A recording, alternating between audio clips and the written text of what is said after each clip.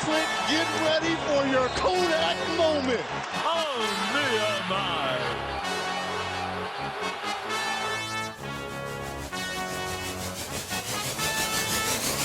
Welcome to One on One, The Bluff City Media podcast. Tune in as we go one-on-one with players, coaches, and influencers from around the city of Memphis and across the nation. Now, Let's get to the show.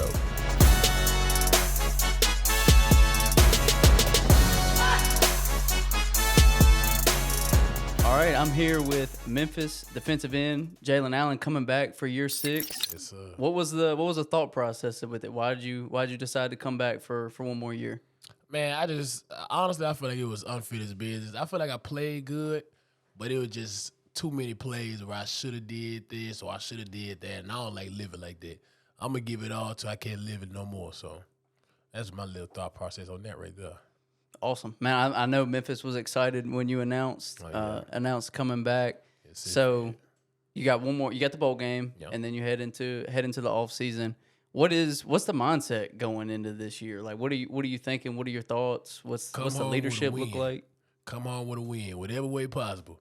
So we got to fight, scratch, claw. We got to come home with a ring and holding up that championship. So that's my plan right now, whatever it takes. So let's talk about you. I want to talk about Jaylon Allen. I want to get the story. I want to get how we got here, because I think that's the fun part of doing this. Is I think people get to learn about you and see who you are as not only a football player and an athlete, because I think, so many people get locked in on, this guy plays for my team and that's it. But you're a person too. Yeah. Like, there's more than just Jaylon Allen, the football player. Yeah, there's layers to it. So we'll start with just how did you get into it? Like where did football come from for you? Because some people love it, some people don't. So how did it start for you? Well, I was young. My mom was a single mother growing up. Single mother growing up. And I was young. I always wanted to play football. Like, none of my brothers really play. I think they were basketball players, track runners, but I just had that aggression in me. I had it since I was young. Shocker. Yeah. I remember stories my mom would tell me, like, I used to just ball in my fist, just waiting. I'm like, what was wrong with me? Did I have problems? Angry kid. I was just angry. I tried basketball. They said I was too angry. Too many fouls. Too many fouls. Yeah. Honestly, ask my mom for a video. I'll have a video of me tackling a person in a basketball game when I had the ball. So just imagine that and ask my mom for the video if you think I'm lying. I bet she still has. It was on the iPad. But since I was young, I always had like that kind of pent-up aggression. I was always very nice, but I just had aggression in me. Flip that switch. Yeah, I flipped that switch. It was a whole different person. So I met my stepdad when I was around 10 years old, and man, that man been my best friend since then. So when I met him, he introduced me to football. He taught me how to handle my aggression, and not all situations, you can't use aggression in everything. Mm-hmm. You're bound to fail.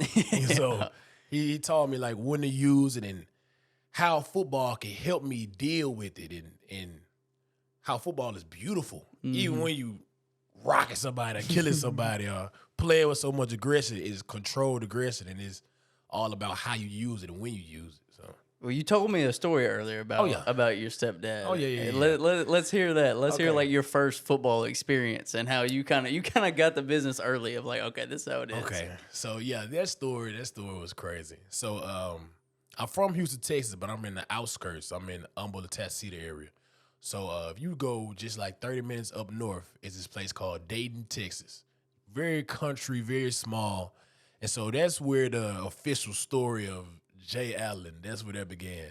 And I just remember the first day, first practice, it was just me and this other guy. He was kind of smaller, but we were really about the same size. And it wasn't no running left, right. You just had to run straight into each other. And just the old school Oklahoma drills. Yeah. I think he had the ball, I want to say. Old school, just running to each other, Oklahoma.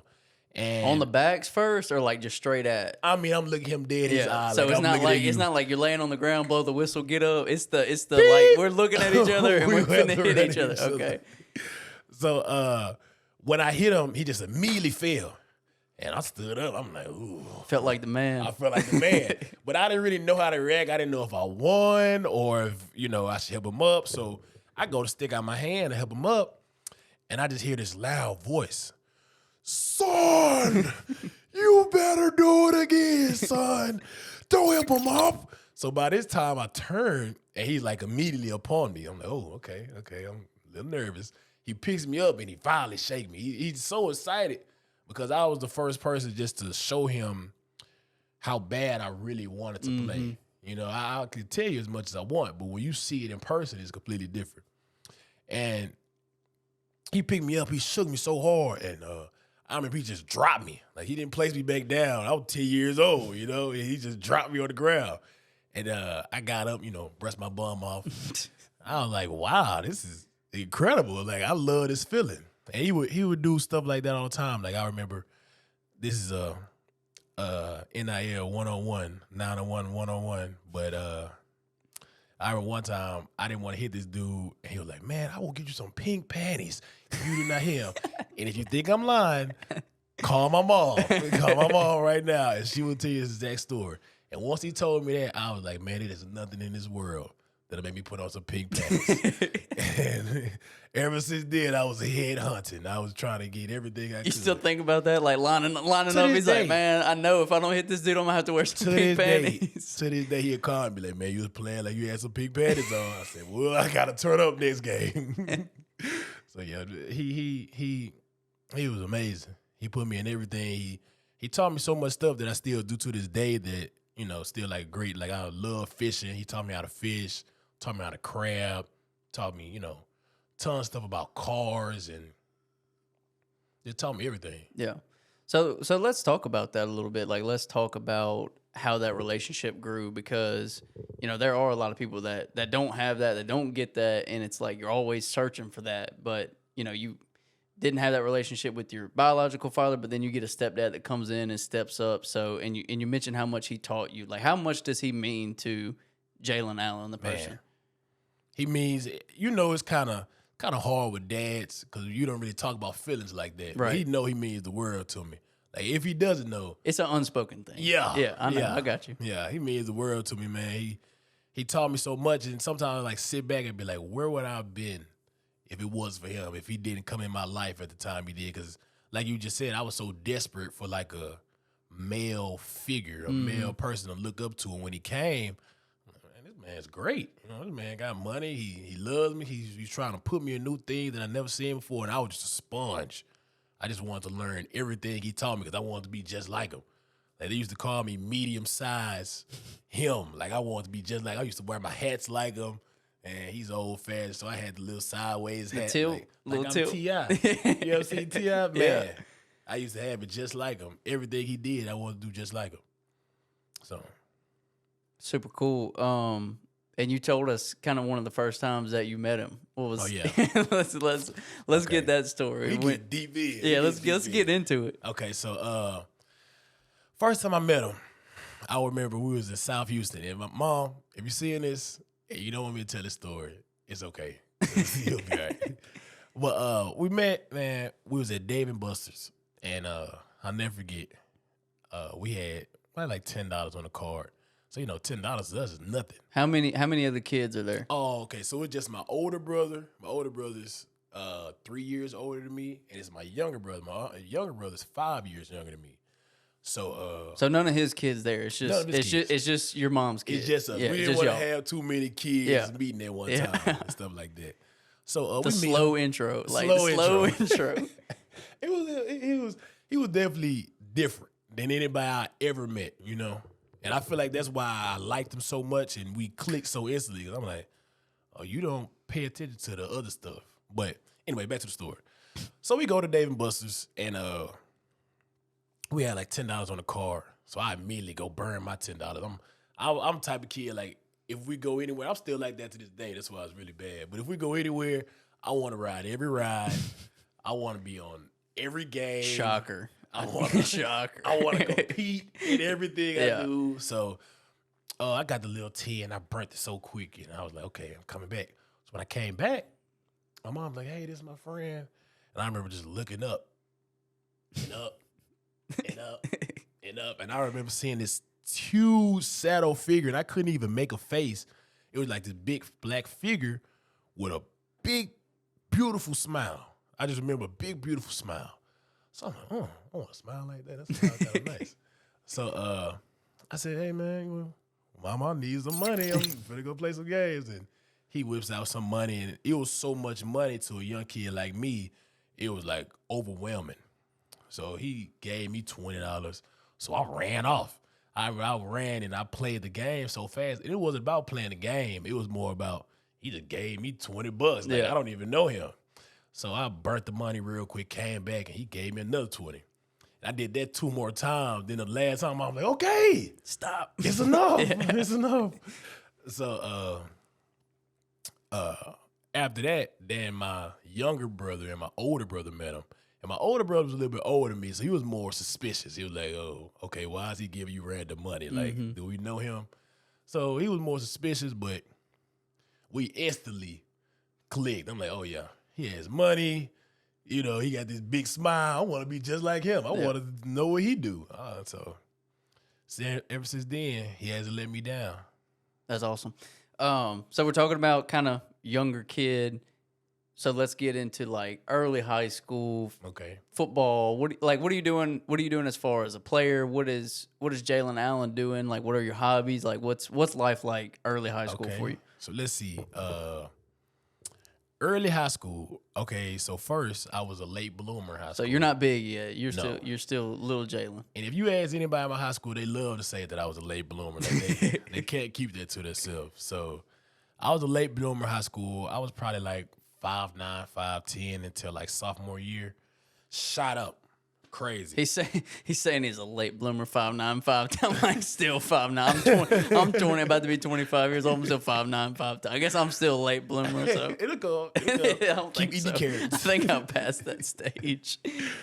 So I always been kind of skinny. Like I always been ripped, but I wasn't never really. You were big. lean. Yeah, I was really lean, but you could always see like the little cuts in my muscles, stuff like that. So shot up, and I remember sophomore year I shot up to like 6'2", but I was like a really skinny 6'2". So I remember everybody was working out, and this is when I just moved up to varsity. So everybody working out, and I was the weaker guy of the group. So everybody made fun of me. Oh, you can't lift, so weight, nah. So that whole off season from sophomore year to senior year, I would live in the weight room. If it was any place you would see me, Jaylon in the weight room. Oh, he lifted something heavy. Oh, since then, I put on 20 pounds of straight muscle. So by this time, I'm on varsity. I'm starting to make a name for myself. I got hobbies, but I really just hung out with my dad a lot because he'll have like old cars and we'll fix them on, or we'll go fishing or crabbing. So I hung out with him a lot. Then I met my best friend back home. His name is Chubbs. Well, he don't like us to call him Chubbs no more. But that's a whole different story for a different day. I swear I have like 100 different stories. I'll feel y'all. We'll get into a few. Yeah. I feel y'all, man. But met him. Man, we became best friends. Started doing everything together, from fishing to playing the game to just being young and dumb, going to parties and enjoying ourselves. So Crabbing. Give me a rundown on that. What? I thought everybody knew what crabbing was. I mean, yeah, but I want to know like what's the process? Like, okay. give me like what's you and Pops are going out, go crabbing. Give me the rundown. Like, give me the day. Okay, so crabbing for first, you would have to go to saltwater, but crabbing is very easy. So y'all going to like Galveston, like Going South to Tech? Galveston. Okay. Going to Galveston, but you can do it in freshwater. It just depends. But we had this little spot in Galveston, and where the freshwater and the saltwater met. Yeah. Crazy spot. That's the spot. That's the crabbing spot. That's the spot. Okay. Crabbing. I remember I caught a red fish, 32-inch red. So it was at least this big for my 14th birthday. This is how much of a fishing fanatic. Yeah, I'm seeing was. it now. Now. This is my birthday. I want to go fishing. I don't want to go, do normal. Don't want to have a stuff. birthday party. No. Don't want to hang out with the friends. Like, you want to go get on the boat and go catch fishing. something huge. But we never got on the boat. No, so you're This off is off the pier. off the pier. Okay, It's off the pier, but it was like them rocks. I'll take you one day. I got you. Anyways, so we go out, and to go grabbing is very easy. So we had a drumstick, and you just have a piece of rope and a net. So you just throw the drumstick out maybe like 5 feet, and you slowly pull it back in. And as you pull it back in, You're talking about a drumstick, like chicken. A chicken drumstick. Chicken drumstick. Like a chicken drumstick. Like the ones you throw in the fryer. Yeah, I got you. Just raw. So you Oh, it's throw it raw. out. Oh, yeah, it's raw. This is a raw chicken drumstick. I mean, fresh This off ain't the pack. leftovers. This is raw. Oh, this okay. is a fresh pack. I'll say you have 6. You don't need no more than 6 to catch 30.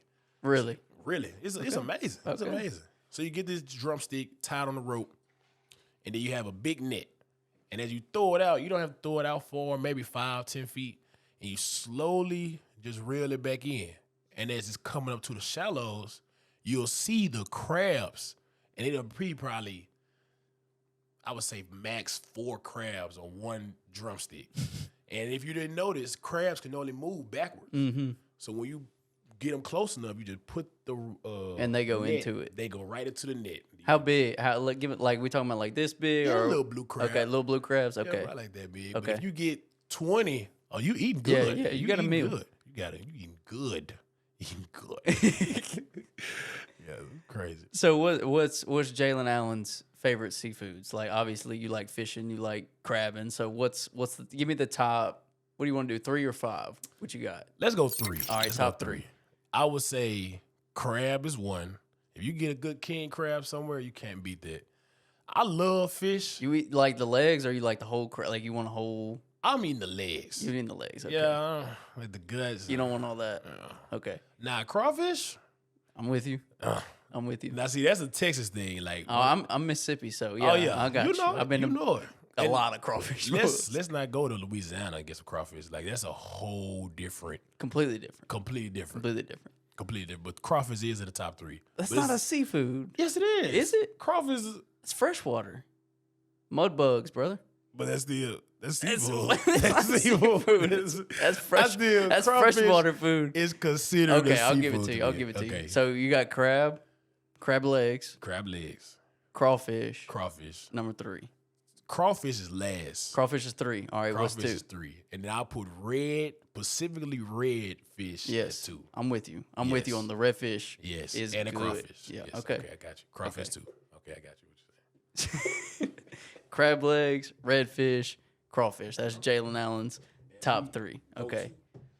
All right, so that's pretty much high school for you. When did you start playing? Did you start playing varsities like sophomore year, junior year? Junior year. Okay, so you really only had 2 years to like get film out there. 2 years. So And you I really didn't understand film. Like I knew. it wasn't as big. So you graduated in 17 or 18. So like I graduated in 16 and film wasn't talked about like Yeah. it is now. It wasn't like, oh, you got to have a You huddle gotta put account. your Like you film got to up. put your film out there. You got to send it to coaches, like the local was guys, not the that. community. It wasn't like that. It wasn't talked about like that. Now it's like people throwing it on Twitter all the time. Like you put your highlight reels on there. Name, weight, Yeah. GPA. Was not like that It wasn't. a few years ago. So it was. I think it was harder to get noticed and recruit, especially in Texas, man. Like it's so. There's so many good players. There's so many people that are trying to get recruited. And that's what I tell a lot of people too. Like Texas is good, and I love Texas, but it seems like it's too big sometimes. You can almost get lost, and it's a lot of good players. I'm sure there's a that's ton of in good Texas. players that Yeah. don't ever get looked at. Never get the acknowledgement they need, because I could have easily been one of them. You know? Were you scared of that? Like, did you think you were gonna fall through the cracks? Honestly, I'm not gonna say I didn't take football that serious, but I just didn't understand the magnitude of like, okay, this is your last year. If you don't have this by then, it's not gonna happen. And my parents didn't do college sports. With my stepdad, he was went to USC, but he had a child, so he had to come back. But they To never play really, football? Play football. He was a blue chip linebacker and everything. He was pretty. Okay. So when I tell you like we connected, it Yeah. was just kind of like Instant, yeah. instant connection. You like, oh, you remind me of me when I was that age. Yeah. So wanted me to play defense, stuff like that. So what was I saying? Falling through the cracks. Oh yeah, fall through the cracks. Even my school was so big. Like I still don't know people. It's people that go to my school be like, hey, good job, bro. We went to the same school. I'm like, bro, I've never seen you in my life. I do not know you. So it's just like sometimes Texas can be so big that it's like you slip through the cracks, but you can. And I've definitely seen people who have, but I just feel like I was at the right place at the right time. Yeah. So sure. how did it happen? Because you hear so many of these stories of like that's an interesting it story, was somebody coming to recruit somebody else, or I ran into a coach, or I was at a camp. So how did you finally start getting some recognition? Yeah, so that was very interesting. So I went to 2 camps my entire high school. Which is another thing that Yeah. we did never heard about. Like in school, Exactly. like you got to go to camps. Like that's Yes. how you get, that's how the knowledge. recruiting services Yeah. see you and stuff. Yeah. So I think my years when it really started to crank up with the camps, like my senior year. So I went to one top 100 camp that I feel like I did very poor in. And I know I did poor in because my dad was kind of looking at me like, Pink panties, son. pink panties, And I'm like, pink panties? I'm thinking I'm doing good. Like, I thought I did pretty well. But it was my first camp. I didn't really understand. So my next camp was the Rice camp, and I was trying to go off that camp. I'm giving it everything I have, dipping and bending and swiping and doing everything I could. But I didn't really understand, like, oh, this is important. Like, you need to put this film. I made my own highlight tape. I didn't know, like, coaches, like, when I came to different places, people like, oh, yeah, my coach made mine, or, oh, he showed me. No, I just went on Huddle one day, and I was like, put this together. This looks nice. Yeah. So I probably missed a couple plays here and there just because I'm doing it by myself.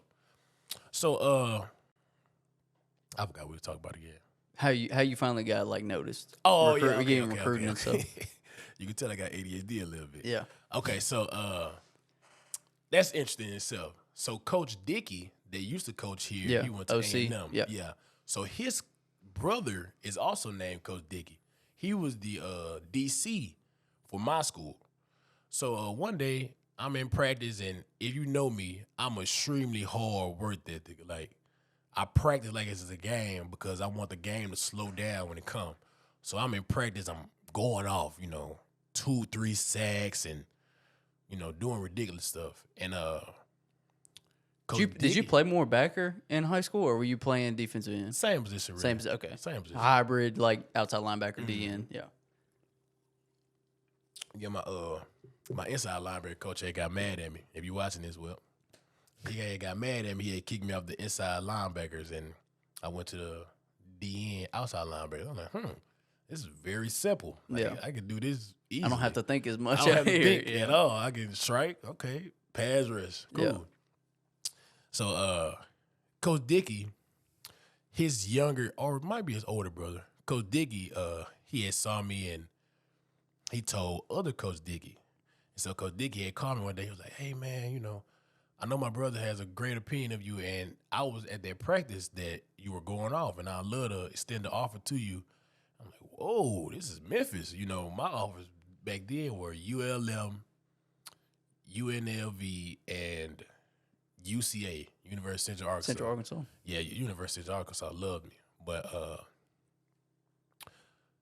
he told me that, and I'm like, whoa, this is Memphis. This is the school where PT and Coy and Trey Hamilton go to. Now, all these guys went to my school. Right. So I knew Patrick Taylor in high school and, Coy Fairman and all them. And I was like, oh, okay, am I that good? I kind of stepped back. Mm-hmm. So, yeah, we started talking more and more, and as the decision came to what school I was picking, the day before signing day, I called all my schools just to make sure my offer was still there. And a lot of schools had pulled their offers, but Memphis was still saying, we'd love for you to come, stuff like that. So that next day, or that night, I had made a decision. I was going to Memphis. I had called Memphis, called Coach Norvell, and he was excited. He was happy to see me, stuff like that. So I was like, yeah, it's going to be a school for me. Now, he offered me a blue shirt. So a blue shirt is different than just a regular scholarship. It's just you have to work your way on a team. Right. Through the summer and stuff. Yeah. Yeah. So when I came here, I lived with PT, Trey, Coy in their house, and I used to sleep on the floor. Now, I remember it was kind of rough, but they kind of gave my love for dogs because I used to sleep on the floor, and every morning they'd leave for practice. Yeah. And they had a Rottweiler, a Pit Bull, a Great Dane, and a Husky. So every morning, just imagine this. Every morning, they go work out at 7. They let out all their dogs, and I go work out at 11. So I had to wake up because they go jump in the bed. So I would literally wake up, and, like, the pit would be on my head. the ride to be on my legs, the Great Dane to be beside me, and I'd just be kind of sleeping like this until one of them start licking me in the face or something. So going to fall camp, Coach Norvell and my dad had talked about, how much of a risk I'm taking being a blue shirt and might if I get hurt, stuff like that. But Coach Norvell was a man of his word, and as soon as fall camp came, he was told me how hard I was working and that he was extending me a scholarship. So that was a blessing. And 18 was just a learning curve because I didn't understand college at all, learning how to compete with other guys that are just as good as me. People started, blossoming and coming into their own. Were you a guy that understood like schemes and stuff yet? No. Or you were just like I just played 100% like effort, energy is what got you to college. It wasn't knowing everything else. No. It was just, I'm going to Not go at out all. there and I'm going to hit somebody and I'm going to play fast. And I'm going to play harder than you. Yeah. I feel like my thing that makes me good is I'm going to play harder than you and I'm not going to get tired. Yeah. I might get a little tired for a play or two, but if I get my breath, You're back on. I'm back on. Yeah. At 110%. And I hate losing. It makes my skin itch. So if I can win in any way, I'm going to try to win. Yeah, I got you. Yeah. That's funny. So you're talking about the blue shirt and stuff, and for people that don't know, like you're saying, you basically get the summer, you kind of got to pay your way through the summer, and then they can extend the scholarship after that. And most of the time, coaches are on their word about that. Most of the time, they're not going to do you dirty on that. But with that, did you kind of think like, okay, I want to go somewhere else where I get a full scholarship, or was it like I feel like I can come in here and kind of make a name for myself and get on scholarship pretty quickly? I believed in myself. And my mom, we were talking about this the other day. My mom was like, Jaylon, you better yourself. You better on yourself at 18 years old. Right. Going against dudes from a completely different town, city you had no idea of. You had to bet on yourself and know, like, hey, if this don't work out, you out of luck. But I just knew, like, okay, most of them better than me, but can they work harder than me every day? I don't think a lot of people could do that. Yeah. What is like the sense of accomplishment with that? Because there's not a lot of people that at that age especially are like, I'm gonna be fine. Like I'm gonna make it. So like looking back on that now, what's that feel like to be like, I really went out there and kind of did it on my own and like was able to get a scholarship, work my way into a starting job, like work my way into an upper echelon player in the American Athletic Conference. Like what is the sense of accomplishment looking back on that? Like what would you say to 18-year-old Jaylon of like, man, you made it? Like, man, if I saw 18-year-old Jaylon, I don't even think he would believe the Where you position. come? Yeah, I have no idea the position. He would be like, what? You ran a what? A 89-yard fumble return? That was your second game starter? You're lying. Like, I wouldn't have believed it. It just, I just think it's a blessing. Like, I've been through a lot, and I feel like everything I went through kind of shaped me waiting for this moment. So it was just kind of crazy. I feel like once I'm done, then you'll be able to really look at it. and be like, wow, you did that. But now I'm just like, You're still in it. Like you're still in the battle right and now. I'm Like still trying to make my story a little bit longer. What else can I do? What haven't I reached? What haven't I achieved? So that's my goal now, like achieving the stuff that I didn't achieve yet. yeah, not to switch gears too much because I do kind of want to talk about each season and how you've progressed and stuff. But dude, you're such a positive person. Like I've been watching you since you were a freshman. You're always smiling, always happy. Like, and you said you've been through so much. Like, so how have you been able to keep like that positive mentality and just like, I'm not gonna let stuff put me down. Like, I'm still gonna go out there and work hard. I'm still gonna be a leader. I'm still gonna, chop it up with my teammates and make them laugh and like make everybody's day a little bit better. Like, where does that come from? Like, is that from your mom? Is that you? Is that your dad? Yeah, my mom, I would definitely say it's for my mom just because she's one of the most positive, happy, just always optimistic. And it'll be them days, everyone has them days where it's just like, am I the right person for the job? Am I making the right choice? And I would call her and she would just instantly say something to just be like, you're here. You made it through all of this. Why are you complaining about this right here? Why are you complaining about this little piece after you done seen you were laying on the floor with dogs all around your head? And you see that you had 3 offers and none of them was as big as Memphis and you get a Memphis offer and excel with it. Like, don't sweat the small things. And that's feel like I was kind of one of the things I focus on this year because so much going on, then I get caught up in the right now. I have to step back and like, man, you blessed at the end of the day. Yeah. So you talked about like your mom was a single mother, obviously, until she met your stepdad. You said you were 10, older brother was 13, younger brother was what, like 5 or 6 at the time. So she raised, 3 kids for A period. a good period of time, a good chunk of time. So do you think you draw some of that from that? Because I'm sure there's days where she could have been like, man, this is too much. Oh, yeah.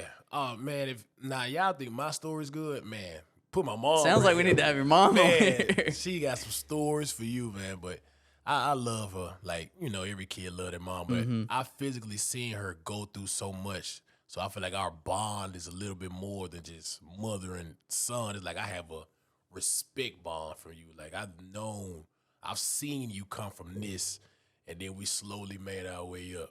So now it's kind of like she's seeing me come from this and slowly make my way up. So it's a good story. You feel like a lot of that success comes from her? Because I think like just me personally, like knowing what my parents have done for me to put me in certain situations, like I know my parents have sacrificed a lot to do things for me, and most people's parents have, but it's just like now you want to see the payoff for them. Like now you want to be successful for them and because of them, and be like, I could have been in a worse situation, but because you raised me a certain way, like here I am doing, whatever What it I'm is. doing Yeah, now. yeah. And like I said, it could have been so different. Like, I'm just glad she met the dude she met. Right. Like, I'll be dapping up when I go back home and be like, yeah, mama, you met the right dude. did good. You did You good. did good. You did good.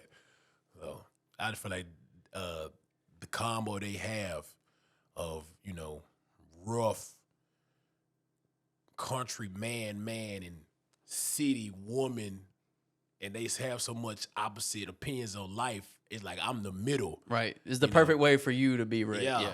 Perfect way, because now I have her touch where like I'll go clean stuff and help her clean and do all that, but it's still like I'm a manly man, Right. So I go do manly man stuff. I go down the hallway, go mow the lawn just because I can. So. Yeah. So, we've talked a little bit about your career. 18, you're really learning the ropes. Yeah. 19, I think you're probably still learning the ropes a little bit. 20, you're a little bit more involved. 21, you kind of finally start. Yep. You start to see the break, like you start to see the fruits of your labor at that point, right? Like we finally start to see like, okay, Jaylon's, the mental, as far as schemes and stuff, has caught up with the 100% and the speed and the body. So was there any point throughout this where you did think about leaving and going to a smaller school? Or was it like, I know I can be a guy here at some point? I feel like even when I was a freshman, I saw my progress. Yeah. And how huge jumps I made. It would be like guys that I never thought I could beat, one-on-one pass rush or anything like that I started beating more frequently. And it kind of got me excited. I'm like, ooh, I hate losing. Right. So once I started winning, it opened up like, oh, this is the place for me. Yeah. I didn't make a mistake. Like, what you did. So it was interesting. Even when I was young, though, I knew, okay, I'm coming to myself. Even if it's not the place for me, I'm coming to a self where if I go somewhere else, I can immediately be an impact. Right. Are you glad you stuck it out here, though? Because, I mean, like, you really have – it's a really cool journey, honestly, because nowadays especially people don't stick at a school for that long. Like, it's like, okay, 2 years or a year, I'm not playing, I'm gone. Like, I'm going smaller level, higher level, whatever it is, depending on, I guess, skill level of the player. But it's like – I really feel like you were like, no, I can do it here. Like you said, you could see the progress. You could see like, okay, maybe in the beginning it was rough, but now I'm starting to beat guys. The game's starting to slow down. Like I'm physically starting to catch up, mentally starting to catch up. So I think that is just a really cool thing of just like now we're going into year 6 and Jaylon has become Jaylon. Like the fans love you, like I said, because of your positivity and just who you are and kind of your story of growing here.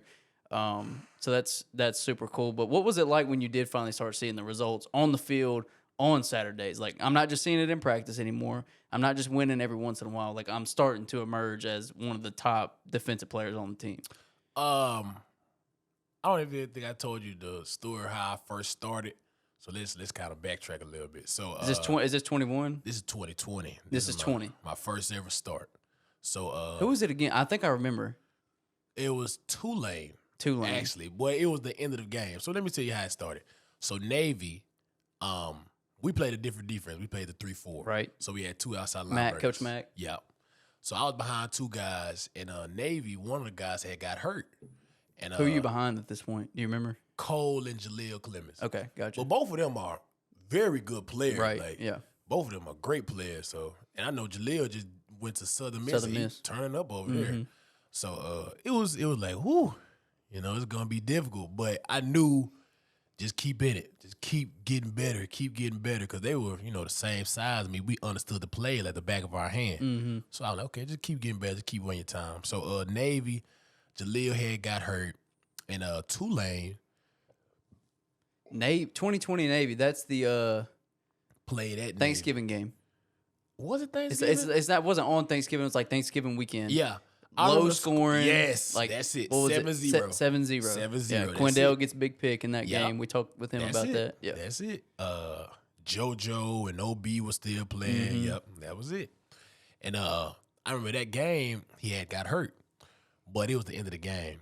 So the next game was Tulane. So Tulane had a pretty decent team that year. I think we lost. But during that game, during the third quarter, now I'm second string, but I never really played like that. Right. So coming into Y'all didn't really rotate much. Yeah, y'all not were at pretty. all. I think Stout. interior guys rotated. Rotated. Yeah, because they had more bodies there, but ends didn't rotate much. Yeah, we were more athletic, so we didn't need breaks as often. Yeah. I know Cole can play a whole game if he wanted to. Yeah. So games going on, I'm second string, but I'm thinking, okay, I'm not gonna get in. Cole's gonna play the whole game. I'm good. And Cole had got a targeting in the second half. So I knew, targeting, I'm finna get in the game. So I remember I'm finna play, and I'm just looking at everybody's faces, everybody cheering me on. But when they cheer me on, I can see the little Nervousness of like, can Jaylon do it? Yes. And it made me mad because I was like, oh, I know how hard I work, and I'm finna show you. So I go out there, and my main objective for Tulane, don't mess up, don't mess up, don't mess up. So at the end of Tulane, it was like the fourth quarter. I just made a few tackles here and there. So I'm like, okay, cool. Were you too fired? I could see you being too fired. I was more nervous. You were more nervous? Okay. I was more nervous than anything. I could see you just being like jacked. Like, okay, somebody's got to go get Jaylon and calm him down. Like, Okay, so coming into the Houston game, that was my first official start. So that's when I was jacked. Like I was coming through, like I've been playing the whole time, pumping the crowd up. I'm like, yeah, finally. This is what I've been waiting on. 2.5 years. 2.5 long years, Yeah. man. So Houston, I'm noticing that the game has slowed down so much from when I first got there. So Houston, I missed a wide open sack on Clayton Tune. I had a good game, 3-4 tackles on the edge. And then during the third quarter, they were marching in. They were like on the 20-yard line. And I remember the ball popped out. It looked like a Christmas turkey. I can't even imagine. Oh. Like what was going on in your mental right there. my You were God. just like heat-seeking missile. Like, I'm getting that ball. Honestly, if I can remember to this day, everything went completely silent. It was just you and the ball. It was just me and the ball. I can see it. It looked like a turkey, man. I was like, oh my God, like this is a blessing. This is what a blessing is. So I grabbed the ball and I just remember like I'm running, but I don't really feel anything. I'm just running. And as I look up and I look at the board and I'm just taking it all in, I'm like, oh, I'm still running. So I look behind me, and people were running out. I'm like, okay, I gotta hurry up. So I get to the touchdown, and at that moment, I was like, okay, nobody's gonna take this from me. If I never do anything else, I did this. I did this. And then somebody had told me, like, afterwards, like, you had the second longest fumble recovery for a touchdown, like Memphis history. I'm like, oh, I'm being a book somewhere. Like, Yeah. they got to write this about me. So that moment, I was just like, wow, this is real life. Like, I made this happen. So after that, I still had recorded my first sack. So after that, the bowl game was the Montgomery Bowl. And I recorded my first sack. Had a good game, recorded first sack, I think like 2 TFLs, a handful of tackles. And since then, it's been just trying to get better since the last game. Right. Everything, I just want to be better than what I was. If I'm better than how I looked this year against UCF, then that's the progress for me. And next year, if I'm better than how I looked 2020 Jaylon playing Houston, that's good to me. So it's just trying to get better now. Every step, I'm trying to get a little bit faster, a little bit quicker, a little bit better with my hands, learn the scheme a little bit more. So How many times have you scored? Twice. Yes. Pick six. Pick six. Yeah. 2 of them. That was this year, right? Yes. 2 of them. No. I thought you said 2 of them. No. I just made 2 touchdowns. 2 touchdowns. Which one was better? That first one? And nothing ever gonna beat that first one? Is Never. Never. That's like that. Is that your number one? Like, is that your favorite individual? Like, just individual. That's your favorite individual moment. Favorite moment. I would say the Montgomery sack was definitely like a top 5. Because it's your first sack, first career sack. Yeah. But that fumble, I'll never get that just a complete blankness for what seemed like an hour, but it was just a millisecond. It was like it was all slow mo. My God. Oh yeah, that's definitely one of my top moments right there. What about team? Like, what's the best team moment? I would say the championship. Yeah, even though you didn't play that much that year. Oh yeah, I didn't have to play. It was just all. It was just all. Man, didn't have to lose that much that year, so it was good. Yeah. SMU, when they came down here for a college game, I've never. So fun fact, I've never been to a college game that I wasn't playing in. Right. Yeah, you never attended a college. I've never attended a college game. So when I came here for my first Memphis football game, I'm like, fireworks and stuff. So I'm really just new. Then college game day. And I saw how packed that was Beale nuts. Street was. Nuts. I was like, wow. That Friday, you talking about that Friday y'all came down there? That Friday night, dude, that was nuts. You were going and squeezing through people. Like that was crazy. Yeah, and then the game itself was nuts. That was an awesome game. Nuts. That game was so much fun, dude. Like AG returning the kick. That was a fun game. Yeah, that was a good game. You were probably going nuts on the sideline. I was going crazy. I wish I could be in there. I had a picture of me going like this somewhere. That was a crazy game. Yeah, and then so that was the back-to-back Cincinnati games. Yeah, that was a fun year. That was a really fun year. Yeah, that was a good year. Man, you're tripping me out. Your slow-mo touchdown run. It was. I swear it was just like that. All right, Jaylon. Well, man, I appreciate it. That's pretty much gonna wrap it up. I think you walked me through everything. I think I got it from beginning to end. I appreciate it. Yes, excited for bowl game coming up. I know you are too. Yes, and then maybe a little break, maybe chill out, let the body rest a little bit until next season. So, like I said, I appreciate you jumping on with us. Appreciate everybody for watching. Bluff City Media, Bluff City NIL. Thank you guys for continuing to support. Hope you guys enjoy this video, and we got more like this coming. So Kenny's firing it up. So yes, sir. We appreciate you guys, and like I said, Jaylon, thank you, and looking forward to bowl game. Yes, sir. Bluff City, we'll see you soon. Thank you for listening to One on One. If you enjoyed this episode, leave a like and a comment wherever you download your podcasts. Head over to www.bluffcitynil.com, where you will find comprehensive coverage of Tiger athletics and how you can become a contributor. We will see you back here next time. If you want more content like this, become a monthly donor to Bluff City NIL to support your favorite Tigers.